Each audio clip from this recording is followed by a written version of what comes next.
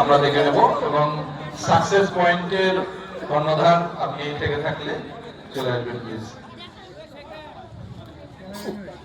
যাই হোক, মিনোজ এবং সৌভিক আজকে টান টান একটা উত্তেজনার আমরা সেমিফাইনাল দেখলাম। প্রথমে টসে জয়লাভ করে ফিল্ডিং করেছে মুস্কান টাইস, অনেকটা চাপে ছিল টিম গেম চেঞ্জার, কিন্তু শেষ পর্যন্ত 122 রানের একটা লক্ষ্যমাত্রা দিয়েছিল এবং টি-20 আপ অ্যান্ড ডাউন চলছিল। শেষ ওভারে, শেষ 2 ওভারে যে রাজ্জাক দারুণ একটা ইনিংস খেললো, তার জন্য কিন্তু ম্যাচটা বেরোলো। এছাড়াও কিন্তু সোহম দুর্দান্ত একটি পার্টনারশিপ পেয়েছিল এবং সোহম দারুণ বলও করেছে। তো ভিক, আজকে তোমাদের সেমিফাইনালে বিদায় নিতে হচ্ছে। একটা দারুণ সম্ভাবনাময় দল ছিল তোমাদের এবং খুব দুর্দান্ত উপহারও দিয়েছো খেলা। কেমন লাগলো এই টুর্নামেন্টে অংশগ্রহণ করে?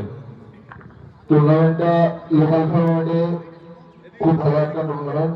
আশা করছি আবার পরবর্তী ক্ষেত্রে হবে এবং আমরা চেষ্টা করবো ফাইনালে উঠতে। ঠিক আছে মিনোজ, যাই হোক একটা দারুণ টান টান উত্তেজনা, ফাইনালে উত্তীর্ণ হলে কেপিএল সিজন 2 এ তোমরা প্রথম ফাইনালে উত্তীর্ণ হলে, কেমন লাগছে আজকে? এবং অবশ্যই তোমাদের সেই স্টার ব্যাটার রাজ্জাক আজকে রানে ফিরেছে।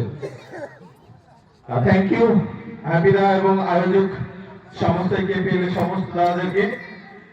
আজকে আমি এর আগে বলেছিলাম গত ম্যাচে রাজা ভাইকে জ্বলে ওঠার কথা ছিল, কিন্তু জাস্ট আমার আশাটা রাজা ভাই পূর্ণ করেনি। কিন্তু আজকে রাজা ভাইয়ের প্রতি অগাধ আস্থা ছিল যে রাজা ভাই কিছু একটা ইনসিডেন্ট ঘটাবে, সেটা ঘটিয়েছে। সেই সঙ্গে সঙ্গে সব থেকে বড়ভাবে আমাদেরকে মেন্টালি যারা সাপোর্ট করেছে, তারা আমাদের উপস্থিত সমস্ত গরিবপুর এবং কুচাডাঙ্গার সমস্ত দর্শক মন্ডলী। একটা গেম খেলতে গেলে আমি প্রায় 13 বছর পরে খেলার মাঠে, কর্মসূত্রে আমি বাইরে থাকতাম। তো 13 বছর পরে যে মাঠে আসার পরে যে একটা দর্শকদের সাপোর্ট পাওয়া, সত্যি একটা অসাধারণ। আমি আজ থেকে 13 বছর আগে যখন আমরা 19 খেলতাম তখন আমি পেয়েছি এবং এখনো পেয়েছি। পার্সোনালি থ্যাংক ইউ রাজা ভাই এবং সোহমকে এবং আমাদের টিমের সমস্ত প্লেয়ারকে। আমাদের প্ল্যান কালকে রাত্রে যেটা করেছি, আমার মনে হয় 90% আমরা গ্রাউন্ডে অ্যাপ্লাই করেছি। আমরা যেমন আটো ভাবে বোলিং ফিল্ডিং করে তাদেরকে খুব কম রানে বান্ডিল করার চেষ্টা করেছিলাম।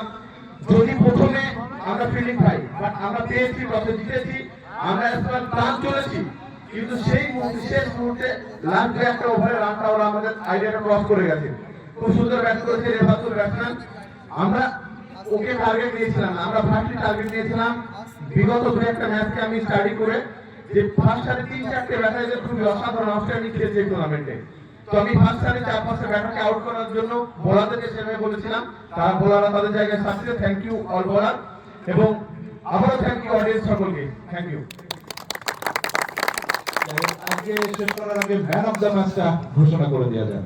আজকে কিন্তু রাজ্জাকের দুর্দান্ত একটি ইনিংস, তবু আমরা বলবো আজকের man of the match Soham Majumdar. মাত্র 8 রান দিয়ে 2টি উইকেট তুলেছিলেন সোহম মজুমদার।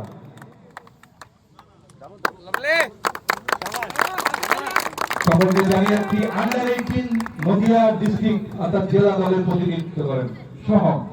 আজকে কিন্তু তার গিফট আমরা তুলে দিচ্ছি না তার হাতে, ফাইনালে তিনি উঠে গেছেন, আমরা সেদিন দেবো। আজ কিছু কথা শুনে নেবো তোমার কাছে, কেমন লাগছে এই টুর্নামেন্টে অংশগ্রহণ করে? খুবই ভালো লাগছে। আমি এবার প্রথম এই মানে এবার আমি প্রথম খেলছি এরকম টুর্নামেন্ট, আমার খুবই ভালো লাগছে।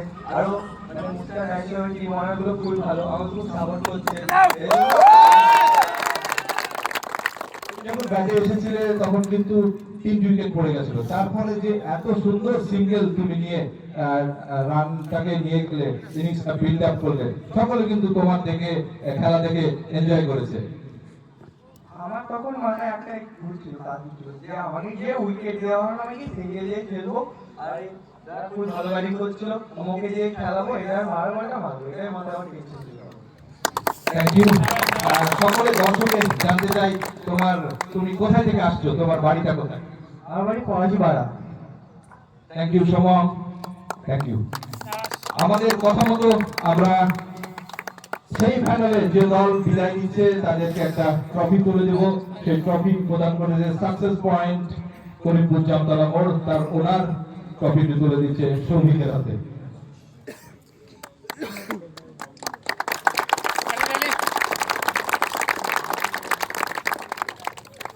থ্যাংক ইউ সকলকে। আগামী দিনে আমাদের বৃহস্পতি